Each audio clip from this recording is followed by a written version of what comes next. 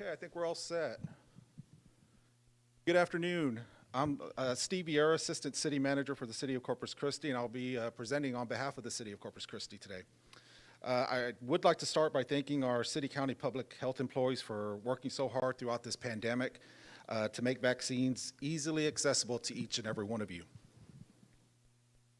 With that being said, the City County Public Health District has currently set up 6 static locations across our area. The busiest and one of the most convenient is the vaccine clinic at La Palmera Mall. That clinic is in the old Charming Charlie store location and is open during regular mall hours every single day of the week. The La Palmera vaccine location is averaging approximately 150 vaccines a day. We also have the Greenwood Senior Center, including Physicians West in front of the old Memorial Hospital, the county courthouse, and even here at City Hall, you can receive your free COVID vaccine.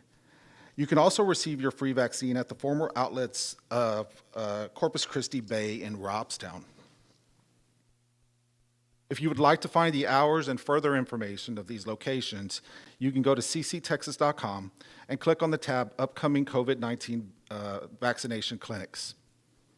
There's also been various pop-up vaccine clinics in our area, including the Mayor's Teen mobile vaccine program. That program will be finishing up this week, providing students, teachers, and staff the opportunity to get vaccinated on campus. Again, the goal for our city is to get 70 to 80% of the eligible population fully vaccinated.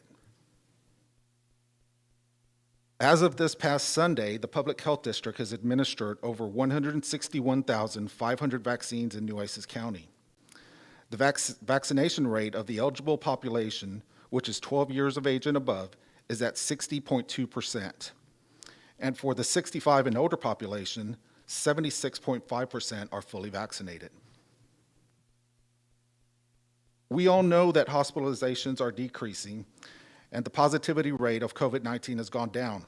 However, with 40% of the eligible population still unvaccinated, the city wants to know why that 40% is still unvaccinated. If there are any concerns or questions you may have, I encourage you to join the City County Public Health District Town Hall meeting tomorrow evening at 7 p.m. This will be the first ever virtual Ask the Experts COVID-19 Town Hall offered by the Public Health District.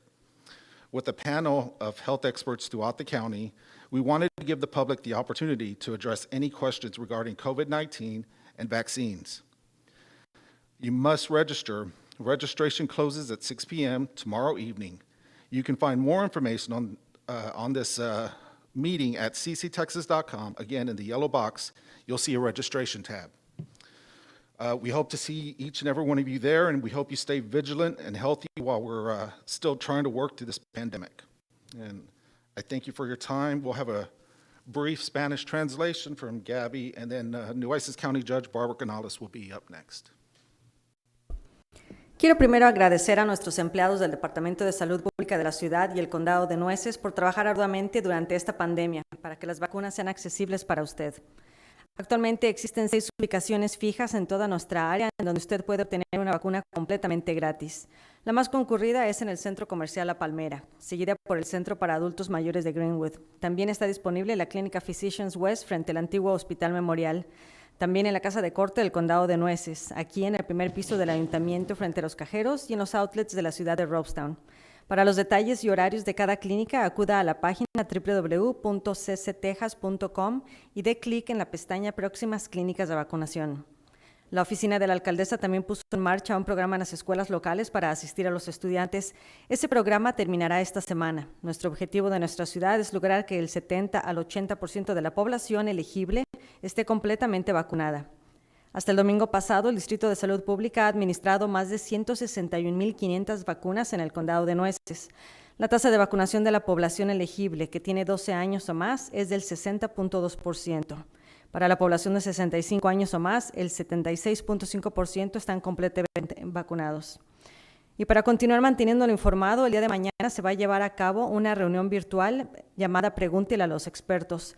Los temas que se van a abordar van a incluir dudas sobre la vacuna, así como las vacunas de refuerzo, entre otros temas. Usted, si quiere participar, tiene que registrarse y tiene que acudir a la página www.cctejas.com. En la parte donde dice Virtual Ask the Experts, haga clic en registrarse aquí. La inscripción finaliza el día de mañana a las 6. Esta reunión virtual va a ser a las 7 de la tarde.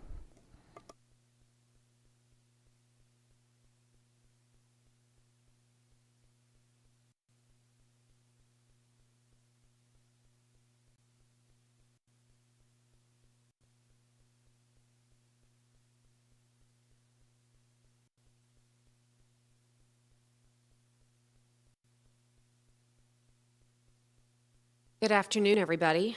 Barbara Canales, Nueces County Judge. Well, I had two surprises yesterday evening. The first one was a good surprise. The Houston Astros, my favorite team, scored 7 runs in the 9th inning to beat the Boston Red Sox, our nemesis. And they evened up the series in the American League Championships 2-2, and that means 2 more wins and they get to go to the World Series. So that was a great surprise. But I also got a second surprise, and that was not a good surprise. That was a bad surprise when I learned on television, like so many of you at home, that the Corpus Christi City Council voted to withdraw from the City-County Public Health District. They did this after not posting an accurate agenda item, going into executive session, and then coming out and sua sponte, without any real public input, making a very substantive decision for our community's public health future. I disagree with this decision, and I object fiercely to the manner in which it was done. I do so on behalf of the public. There was no public notice, there was no public comment, and there wasn't even a courtesy given to let their partner, you'll notice that our logo is next to their logo. We must have said City County Public Health 10 times in the previous remarks. So we are partners, and we were not given the courtesy as a partner to know that this action was even being considered by leadership. I expect more from our partner. I expected more because from the beginning of this pandemic, the truth is that we have worked well together. There are over 100 employees, and those are full-time employees. That doesn't count all of the volunteers that also number in the hundreds. And there are temporary workers and so many other jurisdictional partners, and we worked very well together. We shared a common vision throughout this entire 20 months. Save lives and promote public health. And the City-County Public Health District, under the leadership of Director Annette Rodriguez, has been a leader amongst leaders throughout the pandemic. We were the first in the state without one COVID positive in our community to have drive-through testing. We set up a COVID clinic. No other community had done that in South Texas at the time. We've built extra capacity in our hospitals for COVID patients. We had one of the very first state's monoclonal antibody infusion centers. We did all of this because we worked together as a team.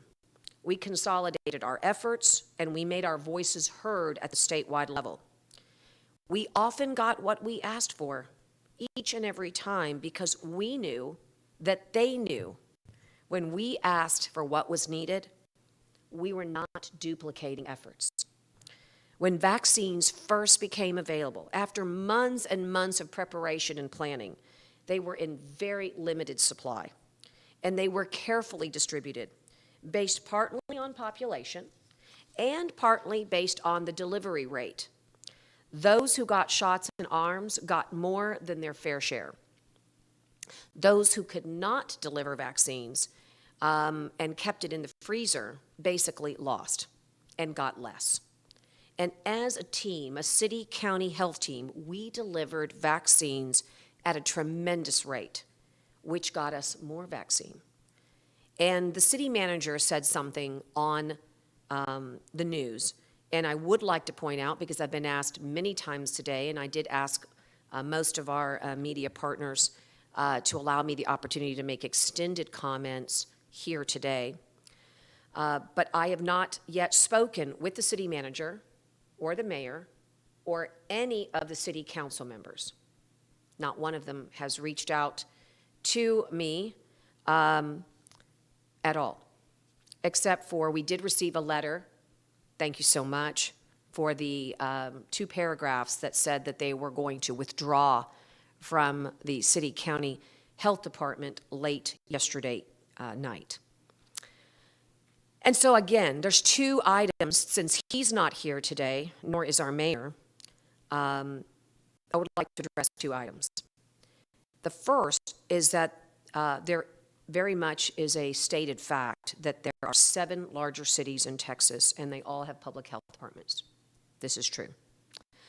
And he believes that as number 8th largest city, and that the city of Corpus Christi should have a health department. And he called our city-county health department a 40-year-old partnership as an outdated model. Well, what I look for, and what I believe the people look for, are results. And while I do not like to disparage other officials in other jurisdictions, the vaccine rollouts, by all account, in most of the major metropolitan Texas cities were not smooth sailing. People could not get registered. The clinics were often outdoors. Winter, of course, was amongst us. And most importantly, they lacked capacity and throughput. And the result was that people in big cities were not getting vaccinated. And they did figure it out eventually, but we were. Meanwhile, back here at home, City-County Public Health District had been planning our rollout for months prior to the availability of the first vaccines. We delivered 2,500 vaccines in the first day of operation at our mega clinic at the Richard Borchard Fairgrounds. A site, I might add, that we vetted together, again, months ahead of time. We delivered 2,500 the following day. And while we were not perfect, certainly, in the days to come, we would increase to 4,000 a day, then 5,000 a day. We set the bar so high that we kept breaking our own records.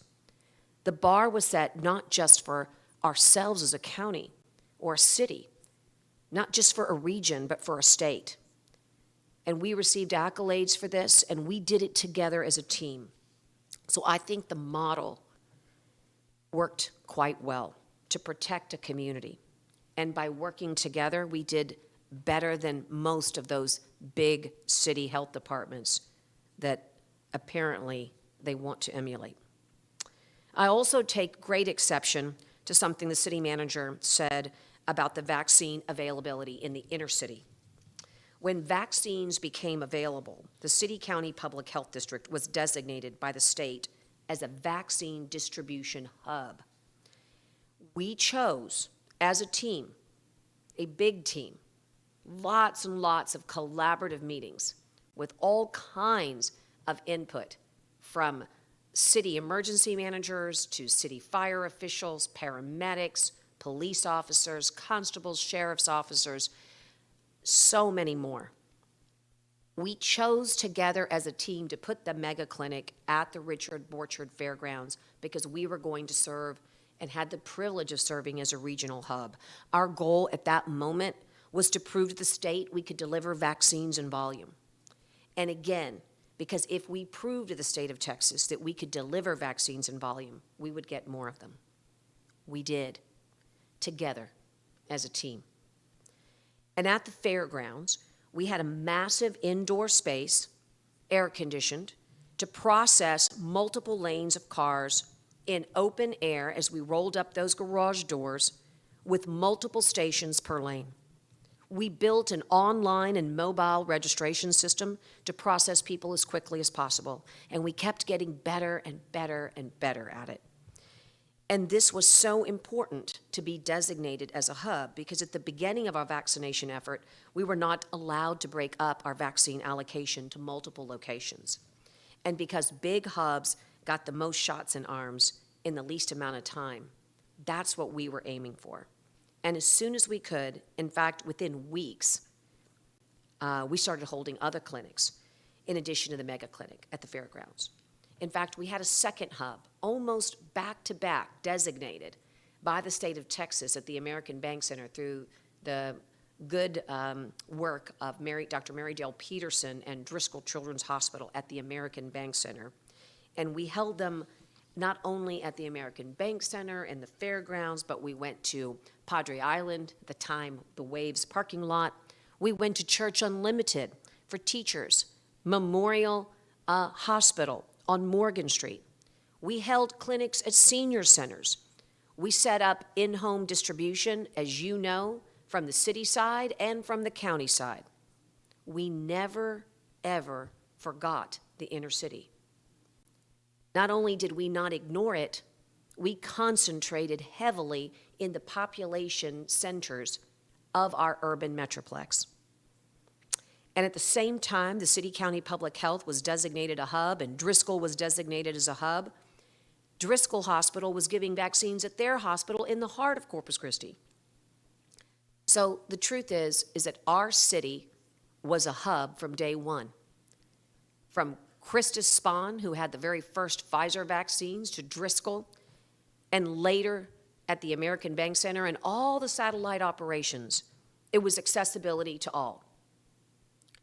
So I believe that if you're going to cite a reason, you better get your facts straight. I've always held ourselves in Nueces County, our team in emergency management, as a champion of health equity. I take great exception to the concept, the idea that we did not serve the inner city when you saw those two logos. We did. We have. We continue to do so today, tomorrow, and always. So where are we now?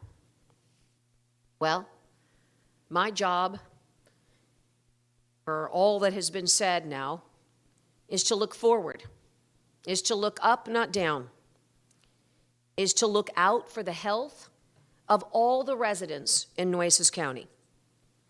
I will continue to pledge to be a champion for health equity, and again, for all people, from Corpus Christi to the island, to the small communities of Petronila and Driscoll, Agua Dulce, Banquete, and Bishop, to the colonias who have no name. We fight for everyone, south side, north side, west side. As we move forward, I am concerned for the employees of our city-county public health district. For 22 months, public health employees have been working tirelessly to protect our health, to run clinics for testing, for vaccinations, for infusions. I just spoke with some of the employees myself this afternoon, and I will tell you that they were as surprised as I was yesterday evening. Some of them have been told that they must reapply for their jobs. After all they have done, after all they have sacrificed, some things are just wrong. Right as we enter the holiday season and what could be another wave of infection, I want everyone to know that Nueces County and the health district will look out for these employees, and we will ensure that they are treated fairly through the mediation process, the negotiation process, or the courthouse process. We will make sure, no matter how the process plays out. I've thought long and hard about how important it is to focus on our mission. How many times have we said to our children, when they go low, you go high? It isn't always easy. This is the wrong time, in my opinion, to do this. We are in the middle of a pandemic. We are in the middle of our beginning of our flu season. While we like to celebrate the decline in COVID activity, there is nothing to celebrate for the 37 people who are in ICU, for the 85 to 6 people that are in the hospital. We fight every day to keep those numbers down.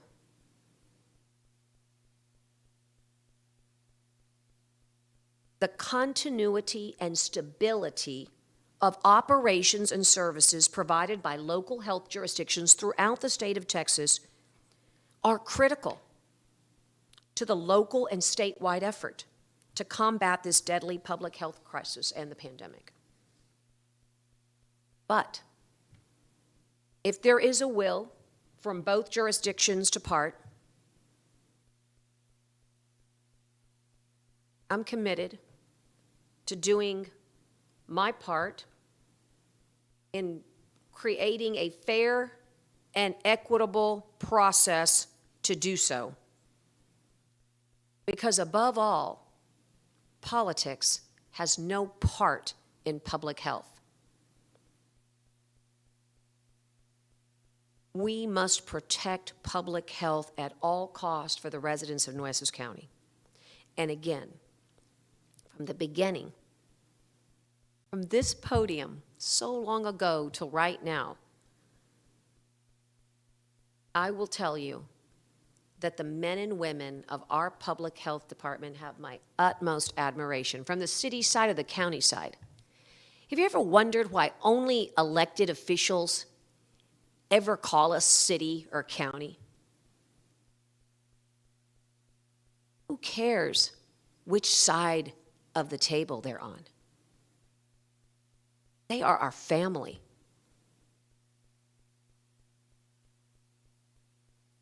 What a shame that if you wanted to tear up that family, that you didn't have the courage, the bravado, just the common decency, not to give to us, to give to them. To give to them the courtesy of telling them what's going on so they would not worry, so they would not be afraid of losing their jobs. They have done everything you have asked them to do. You have asked more of them than any other healthcare worker in our community.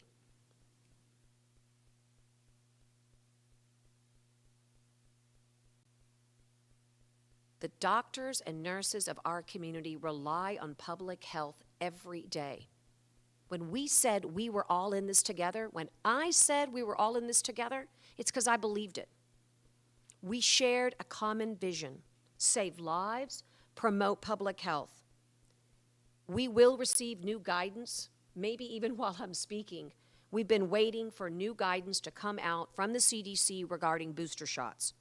We're also waiting for guidance regarding immunizations from ages 5 to 11 and other therapeutic drugs to combat COVID. Nueces County, your health district, will be there. I will be there, along with every employee of our health district, to make sure that those boosters get administered where you are. If you are at the mall, we're coming to you. If you need to be at the house, we'll make that arrangement. If you need to be in the country, we're going to come there, or on the island. Whatever it takes. We have always been committed to working as a team to ensure the health and the safety, not just of the inner city, of everyone in Nueces County. I want to thank you for your attention and for the opportunity to address you. What we would like to do is be available after Dr. Bird for questions and for comments. I have told my team, stay positive, stay strong, stay optimistic, stay neutral. We're going to keep doing what we always did. Nothing's changed. We're going to wake up tomorrow and we're going to have the same fight on our hands with COVID-19. Our resolve will not change to continue to save lives. And when the process is complete, I believe we will emerge a stronger health district. Thank you so much. Ayer me dieron dos sorpresas. Los Astros de Houston podrán llegar a la Serie Mundial. La segunda sorpresa es de que me enteré mediante las noticias que el concilio votó por separar el Distrito de Salud del condado y la ciudad. Yo estoy en contra de esta decisión. No hubo ninguna publicación previa. Nosotros no tuvimos la cortesía de saber de antemano que se planeaba tomar esta decisión. Tenemos muchos empleados muy calificados, comenzando con la directora Annette Rodríguez. Hemos enfrentado la pandemia con muchos programas y todo debido a que trabajamos como equipo. Nosotros obtuvimos todo lo necesario para poder vacunar a la población y como equipo podemos administrar las vacunas rápidamente a la población que la quiso. Yo aún no he hablado con ningún oficial, ni concejal o la alcaldesa o el gerente de la ciudad. Quiero abordar dos temas primero. Hay 7 ciudades, las ciudades más grandes en el estado y Corpus Christi es la 8ª ciudad. Cada una cuenta con su propio departamento de salud. Lo que yo he visto en esta asociación con el condado y la ciudad son buenos resultados. Muchas personas en otras ciudades no obtuvieron los servicios de vacunas como lo hicimos aquí, administrando cientos de vacunas desde el principio, aumentando esas vacunas a miles de vacunas por día. El modelo que nosotros establecimos fue mucho mejor que otras ciudades grandes en el estado. El estado designó a nuestro distrito como una base o un hub, un centro especial para administrar las vacunas. Nosotros decidimos instalar el área de exposición Richard Borchardt como clínica masiva de vacunación, así como otras clínicas móviles. Creamos un sistema de registro rápido y todo lo hicimos trabajando en equipo. En solo semanas logramos contar con otras clínicas, además de la megaclínica, como en el Centro American Bank, en la Isla del Padre, en iglesias, en hospitales, en otras áreas, en centros para adultos mayores y nunca ignoramos la ciudad. Asimismo, en el Hospital Infantil Driscoll también administró las vacunas. Creo que si se va a dar una razón por la cual la separación se dio, deben de ser hechos factibles. El día de hoy y mañana continuaremos trabajando para proveer con los mejores servicios de salud para todos los residentes en las áreas residenciales, así como en las zonas rurales. Mientras avanzamos, me preocupa la situación de los empleados del Distrito de Salud. Yo hablé con algunos de ellos, quienes también estaban sorprendidos por la noticia. Después de todo su trabajo y ahora que se avecina la temporada navideña, así como la temporada de gripe. El condado de Nueces se va a asegurar de que estos empleados sean tratados justamente. Este no es el momento de tomar esta decisión. Estamos a mediados todavía de una pandemia. Aún hay gente en los hospitales y continuamos luchando porque esas cifras aminoren. Si hay ganas de trabajar juntos, yo estoy comprometida a crear un proceso justo para hacerlo, porque la política no tiene lugar en la salud pública. Todos los empleados del Distrito de Salud cuentan con mi admiración, no importa si son del condado o de la ciudad. Cuando yo les dije que estábamos en esto juntos, lo dije sinceramente. Es en lo que recibíamos mayor información para poder combatir así el virus. Yo voy a estar aquí por usted para ayudarlo a recibir las vacunas necesarias y todos los ministros necesarios. Lo que haga falta, siempre estaremos con nosotros estaremos comprometidos con todos nuestros empleados. Thank you, Gabby. Annette Rodriguez, Health Director. So I'm going to start with the daily Nueces County COVID statistics. First slide. Thank you. So on this slide, you see the last 2 weeks of daily COVID cases. If you look at the left side of your slide, you see a total of 516 cases last week. And if you look at the right side, it's gone down to 263 cases for this past week. So that's great news. On the next slide, you see the pie diagram, and what you see is a total cumulative COVID cases from the beginning of the pandemic in March of 2021 to today, a total of 66,536 cases cumulatively, Recovered cases is 64,254 at the bottom of your screen there. And then you see active cases, which is the one that we worry about. These are people that actually still have COVID-19 and can still spread the disease. And then we have deaths that we'll talk about here in a few minutes. For hospital daily COVID-19 hospitalized patients, I think you can see very clearly on this slide, well depicts that the hospitalized numbers are coming down. So 2 weeks ago, we were at 137, and today we're at 86 people hospitalized with COVID-19, which, like the judge said, is still a lot of people, but the numbers are coming down, so that's good news. This next slide are patients that are actually have COVID and are in the ICU. They're needing the intensive care.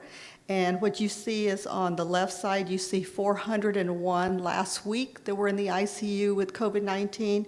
And this week you see 329. So we have continued to see these numbers drop. Unfortunately, we also know that the numbers sometimes drop because people pass away from COVID-19. Next slide shows the cumulative number of deaths in Nueces County that are from COVID-19 or COVID-19 related. We've had a total of 1,242 people that have lost their lives to COVID-19. One death today, a male in his early 40s, and he was not vaccinated, and he had no comorbidities that we could see in the chart. And then this slide basically shows the fatalities for the last 2 weeks. So if you look on the left side, last week we had 12 fatalities, and then this past week we've had 17 fatalities due to COVID-19. So unfortunately, the fatalities still continue to rise, but we also know that there's a lag from the time you have infections to the time that people will pass away from the disease. I'm now going to talk a little bit about what's going on at the health district. Some of this is repetitive, so I apologize. But I want to begin by thanking the public for their continuous efforts to end this pandemic. We've asked so much of our community throughout the past year and a half, and time and again, you have all risen to the challenge by taking care of one another. This latest surge has proven no different.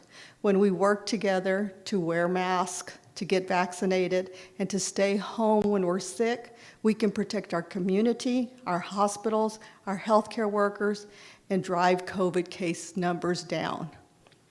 Nueces County now has a positivity rate from the health district's drive-through of 7.6%.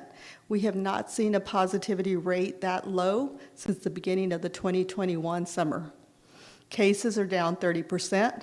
Hospital admissions are down 25%, and we've also seen fewer daily deaths. These statistics are a glimpse of hopefulness for the future and ending this pandemic once and for all. Still, we must continue to be COVID-19 safe as we are still in flu season, and we know that we are going to be congregating with a lot of probably family and friends for the holidays. So it's important to get your flu shot, in addition to following public health strategies to protect yourself and those not yet eligible for vaccinations, such as young children.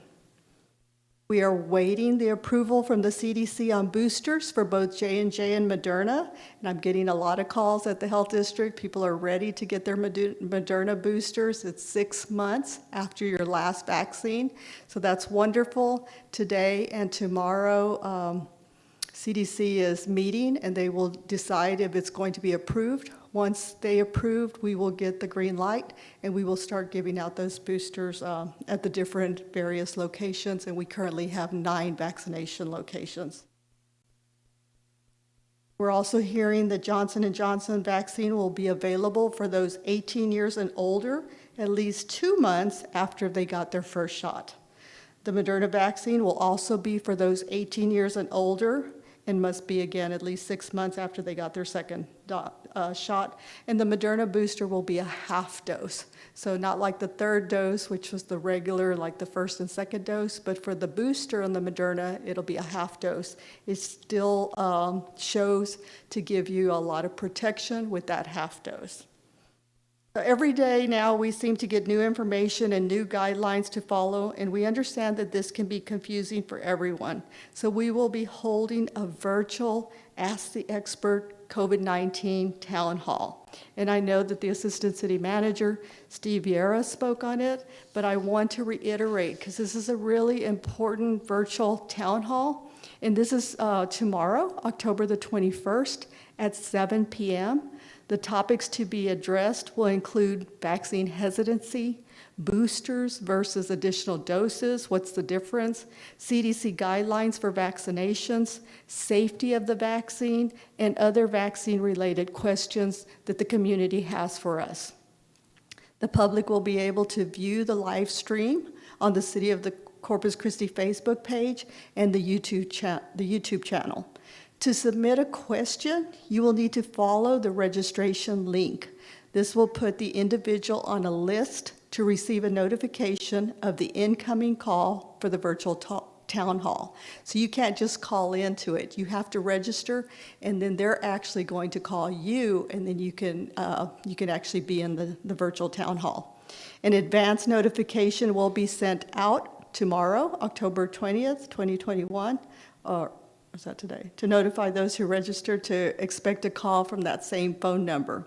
So you can register. There's a couple of different ways you can register, and one is up on the screen here at the VECCIO.com. That's VEKEO.com. You can register. It's still open right now. Or you can actually go to the city website at www.cctexas.com, and then under Virtual Ask the Experts Town Hall, you can click Register here. It's just asking for your name, your email, and your phone number. So registration ends tomorrow at 6 p.m. We look forward to addressing any concerns the community has regarding COVID-19 vaccines, and we hope that you will decide to get your COVID vaccine and protect yourself, your loved ones, your family members. Thank you, and stay safe. El día de hoy se reportan 15 casos positivos al COVID. Actualmente son 1,040 los casos activos. Las recuperaciones son 64,254. Hasta la fecha se reportan 1,242 fatalidades, incluyendo una el día de hoy. 86 personas aún continúan en el hospital, pero las cifras continúan declinando, afortunadamente. 46 personas se encuentran hospitalizadas en la unidad de cuidados intensivos. Quiero agradecer al público todos sus esfuerzos para poner fin a esta pandemia. Hemos trabajado juntos usando nuestro cubrebocas, tomando la vacuna, quedándonos en casa cuando ha sido necesario para así poder ayudar a los hospitales, empleados de salud y reducir los casos por COVID. El condado de Nueces ahora tiene una tasa de positividad del 7.6%. No hemos visto una tasa de positividad tan baja desde el comienzo del verano en el 2021. Los casos han bajado a un 30%, las admisiones hospitalarias han bajado a un 25% y también hemos visto menos muertes diarias. Ahora enfrentamos la temporada de gripe y comenzaremos a reunirnos en el interior más a menudo con familiares y amigos. Es importante vacunarse contra la gripe, además de seguir las medidas de salud pública. Continuamos en espera de la aprobación de las vacunas de refuerzo para las farmacéuticas Johnson & Johnson y Moderna. Una vez aprobadas, estas van a ser administradas por nuestro Distrito de Salud. Se espera que la vacuna Johnson & Johnson esté disponible para mayores de 18 años al menos 2 meses después de recibir su primera inyección. La vacuna Moderna también será para los mayores de 18 años y debe de ser al menos 6 meses después de recibir su segunda inyección. El refuerzo de Moderna será de media dosis. Para continuar manteniéndolo informado, le quiero reiterar que el día de mañana, 21 de octubre, a las 7 de la tarde, tendremos una reunión virtual de COVID-19 llamada Pregúntele a los expertos. Los temas que se abordarán incluirán dudas sobre la vacuna, dosis de refuerzo frente a dosis adicionales, las pautas de los CDC para las vacunas, seguridad de la vacuna y cualquier otra pregunta relacionada con la vacuna. El público podrá ver la transmisión en vivo en la página de Facebook y el canal de YouTube de la ciudad de Corpus Christi. Para enviar una pregunta deberá registrarse a la dirección www.cctexas.com en Virtual Ask the Expert. Haga clic en registrarse aquí. La inscripción finaliza el día de mañana a las 6 de la tarde. También puede registrarse en la página viqueo.com, es VEKEO.com.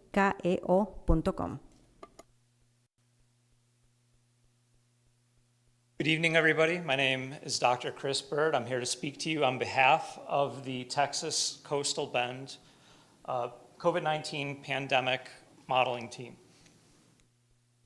We have two objectives. They're to address your concerns. It's a little weird in here today. The speakers are up, so excuse me. But address your concerns and questions about COVID-19, as well as enable evidence-based decision-making on behalf of our local leaders. And we're going to start off with addressing maybe some of the public discourse on natural immunity versus immunity inspired by vaccinations. And the graphic here shows you people that have been reinfected.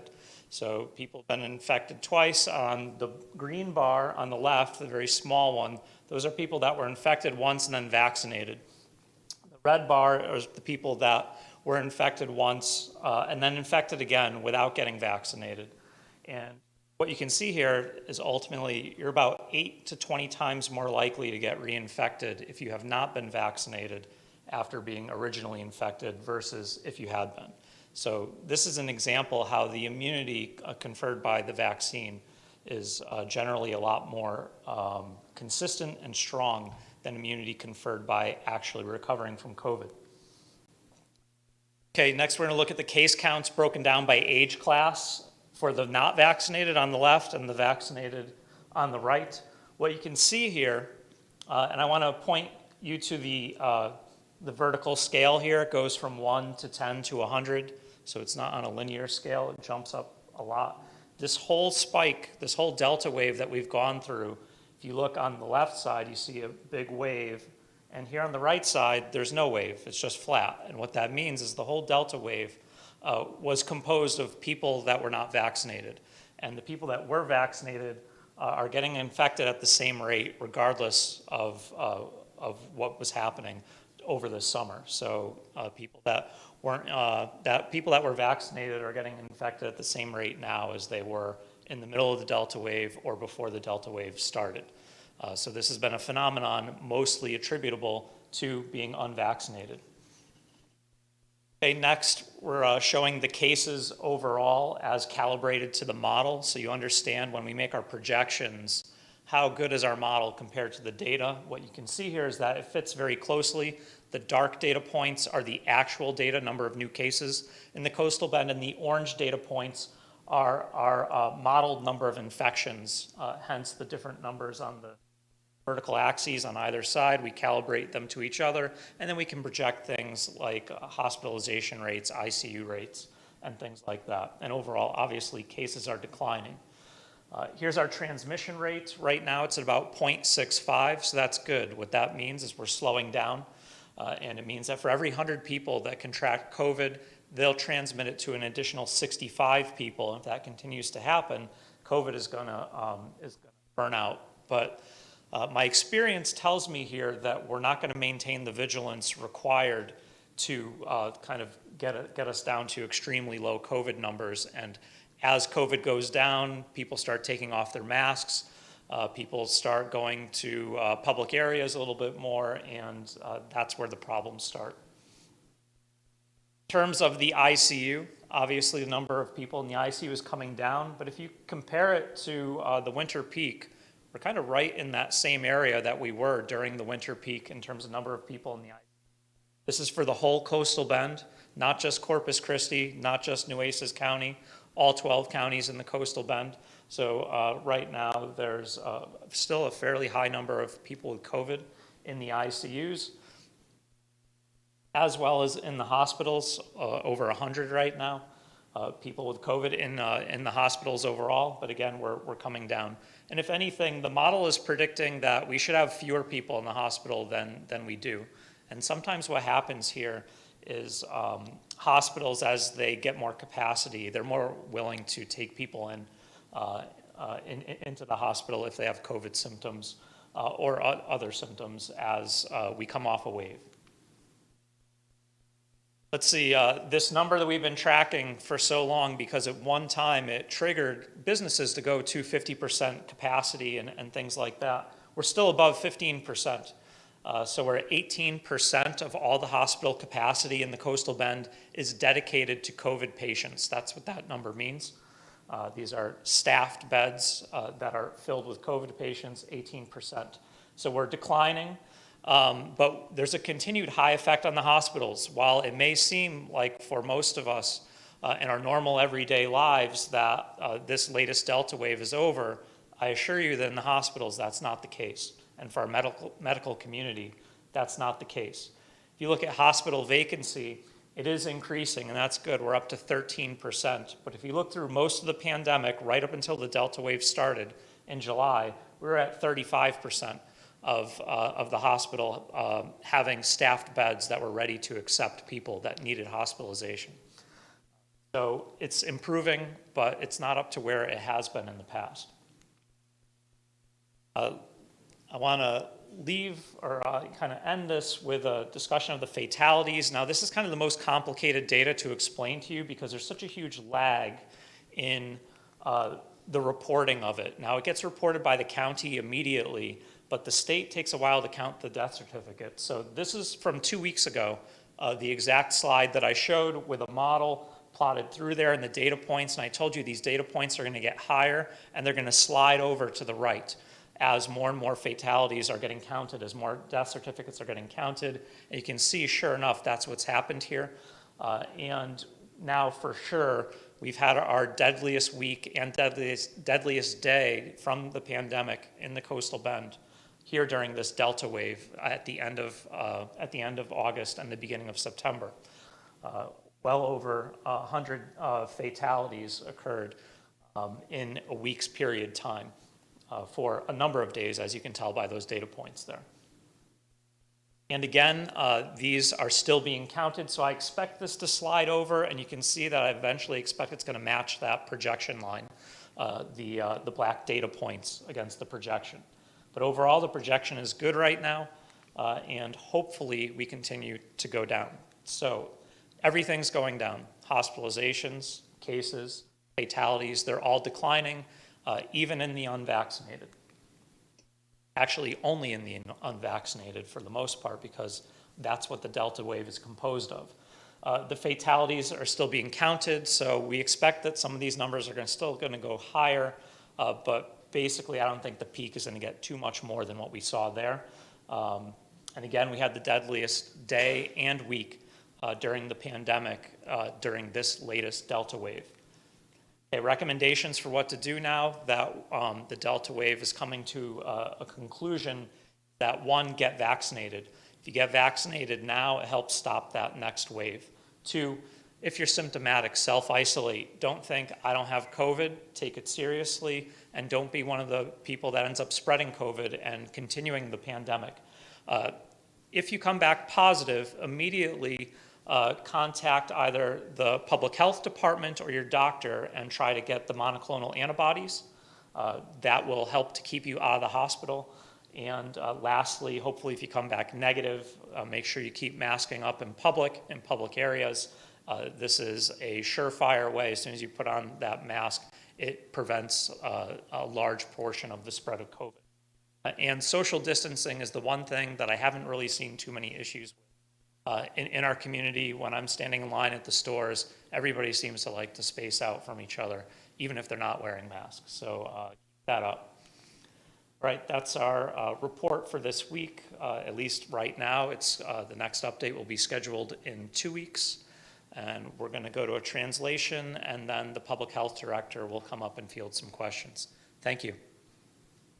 El reporte por reinfección por COVID desde el 1 de julio es de 33 personas quienes estaban completamente vacunadas y 241 personas no vacunadas. La inmunidad natural junto con la vacuna de prevención es de 8 a 20 veces más eficaz que solo la inmunidad natural de cada persona. De acuerdo a las cifras, la ola de casos por la variante Delta se debió a personas no vacunadas, ya que fue este grupo el que reportó el mayor número de incidentes. Afortunadamente, todos los casos están declinando. El radio de transmisión se encuentra en 0.65, lo que significa que por cada 100 personas que contraen el COVID pueden contagiar a 65 adicionales. Le pedimos no bajar la guardia para continuar aminorando estos contagios. Los casos de pacientes de COVID en las unidades de cuidados intensivos también están declinando, así como los decesos. A pesar de estos declines, los efectos negativos en los hospitales aún se sienten. Las camas vacantes en los hospitales son pocas, pero están mejorando. El 18% de las camas de hospital están dedicadas a pacientes con COVID. Según las estadísticas, la mayor parte de las muertes ocurridas en una semana fueron durante la ola de casos por la variante Delta, reportada a finales del mes de agosto. En resumen, casos nuevos, hospitalizaciones y decesos continúan declinando. La semana con mayor número de muertes durante esta pandemia ocurrió durante la ola de casos Delta. Las recomendaciones son las mismas. Obtenga la vacuna si aún no lo ha hecho. Si está enfermo y cuenta con síntomas, aíslese. Tómese la prueba. Obtenga el tratamiento de anticuerpos monoclonales. Continúe utilizando el cubrebocas y practique el distanciamiento social. Thank you. Are there any questions from the media? No? Okay, that concludes our presser for this week. Thank you all for being with us. Good night.